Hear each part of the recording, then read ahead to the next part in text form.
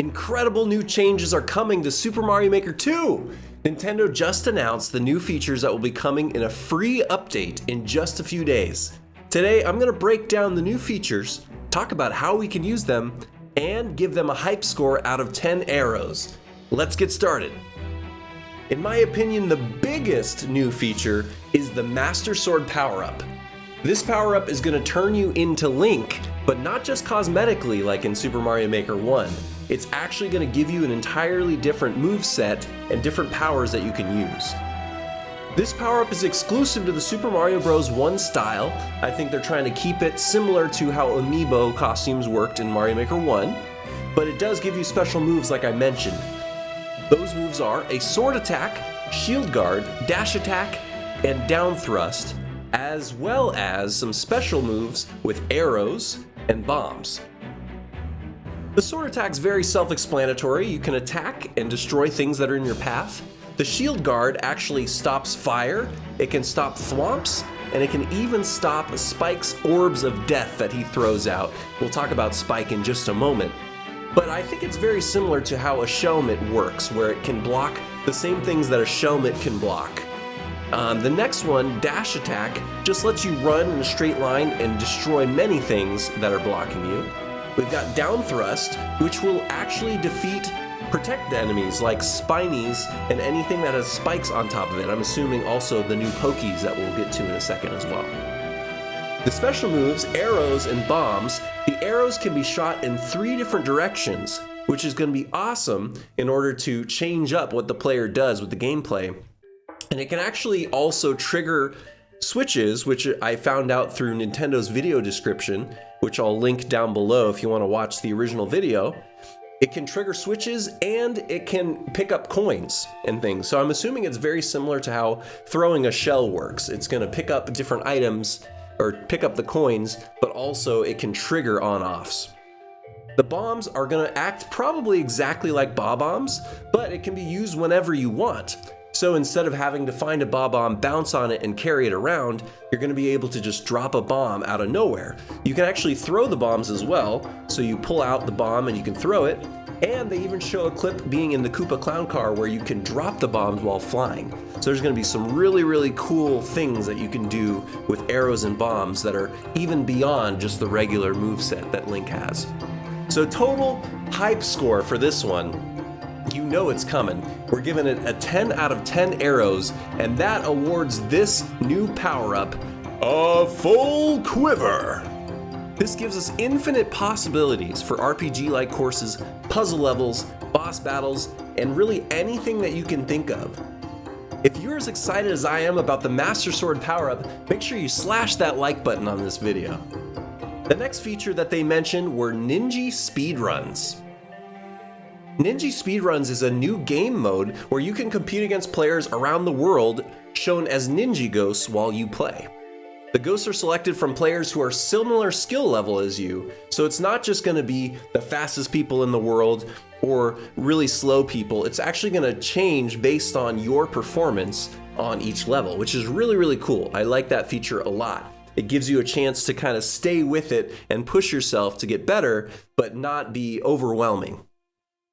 All the courses that are going to be in the Ninja Speedrun game mode are Nintendo created courses, and you give a chance to earn stamps, which you can actually redeem to get Mii costumes while you play.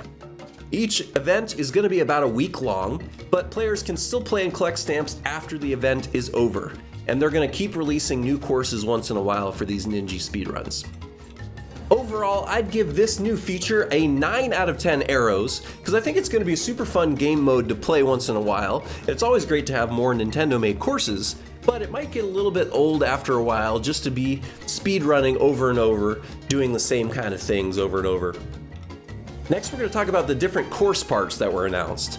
The first one is Spike, who is an enemy that throws massive spike balls at Mario. It can interact with blocks though, like in this clip right here. It hits the block and it can make the mushroom appear, which is really, really cool.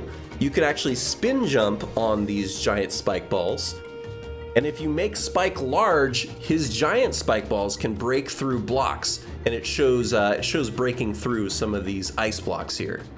When you're in the snow theme, Spike, instead of throwing spike balls, actually throws snowballs, which is really cute, but also kind of fun, because then the player can use them. You can actually have it be part of your puzzle, and you can push them around and activate P-switches.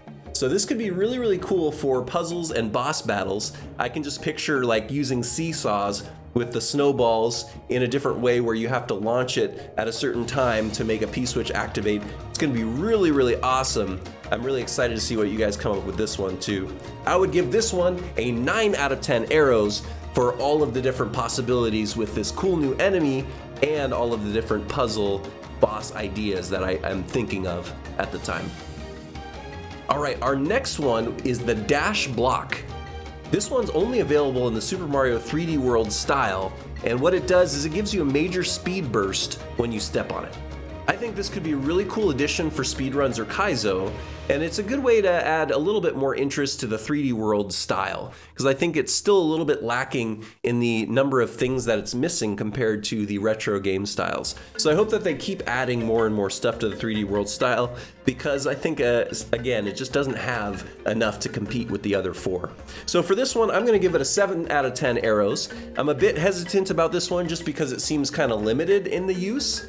But I'm really excited to see what you guys come up with, and I think if it interacts with shells and things like that, it might be really cool to use in kind of like a Kaizo or speedrun, different tricks where you're jumping on shells and you're catching different items. It could be really cool depending on how it interacts with everything else. By the way, what new addition are you most excited for and why? Let us know in the comments below. All right, the next one we're talking about is the Frozen Coin, and this is just a coin that's trapped in an ice block. It can be freed using any form of fire. So we don't really know if other things that break typical ice blocks will free the coins. I'm assuming yes, but they only talked about fire items that would break through. The things that we know for sure that can break it are a fire flower, the burner, fire bar, Angry Sun, Bowser fireballs, and lava bubbles, and I'm assuming that extends to anything that's fire related at all, probably even bombs as well. We know that items can fall out if you have ice blocks with the coins in them and you have an item in the middle. It can fall out once you burn the ice block, so that's a really, really cool thing as well. I give this one an 8 out of 10 arrows because I think it's going to be really cool for collecting coin clear conditions.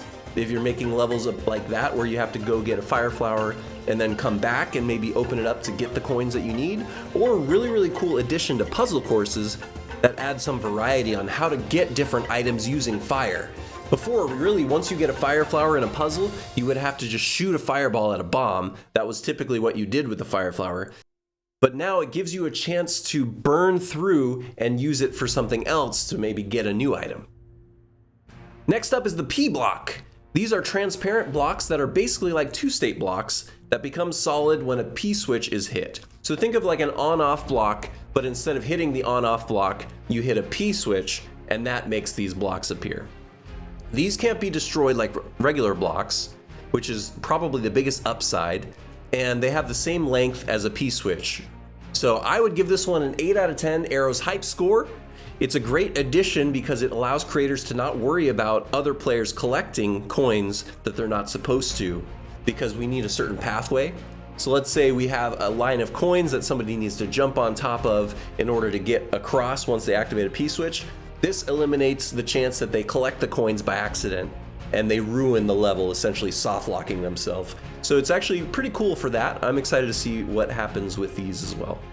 And the last one we're going to talk about is the Pokey. We no longer need to create fake Pokeys. How exciting. We can edit the height and add wings to Pokeys. We can damage them with fire, or we can even eat them with Yoshi. When you damage the head of a Pokey, the entire thing dies, which is a really cool variation compared to other enemies that all need to get hit. In night mode, these things swim in the sky, and in the snow theme, they actually become snowmen, which is really cute. If you bounce on top of these snowmen in the snow theme, it actually leaves behind a snowball, just like when Spike is in the snow theme. So you can use that snowball for more puzzle or level fun as well. Based on the footage that we've seen, they actually change colors too, based on your theme. In the forest theme, we see some green Pokeys, which is really cool, and I hope that they keep that throughout each different theme, kind of make the Pokey a variation that fits within it. These are awesome. This is a great addition as an enemy and would be a super fun boss. And I will give this a 10 out of 10 arrows, a full quiver. I think they're super versatile, especially with the height, wings, and night theme variation. If you want to see some incredible level ideas that use the Pokey, click on the video on the screen right now. If this is your first time here and you want to learn how to make courses, improve your level design, and stay updated on Mario Maker 2, act now by subscribing and clicking the bell. I'm Aristotle, and thank you for watching.